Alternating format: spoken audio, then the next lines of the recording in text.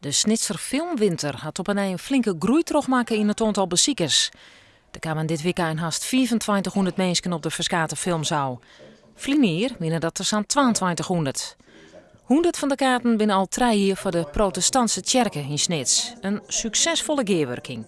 Ik was ooit een keer op een filmfestival in Wiesbaden waar echt een film vertoond werd in een Eucharistieviering. Dus die totale viering duurde 2,5 uur, maar de vertoning van een film van 1,5 uur maakte er deel van uit. Ik vond dat zo'n leuk idee en zo bijzonder dat ik hier toen naar de protestante kerk ben gegaan en heb gevraagd of zij ook voor een dergelijke vorm van samenwerking voelden. En we hebben nu deze vorm gevonden.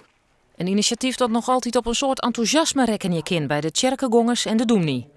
De film sluit aan bij de thema's die doemnie Jan-Willem Nieboer in Tjerken behandelt. Je kunt als kerken zeggen van nou, zo'n film die hellen wij naar het kerk en dan geven we maar de mensen uit het kerk geven we dan naar Jen.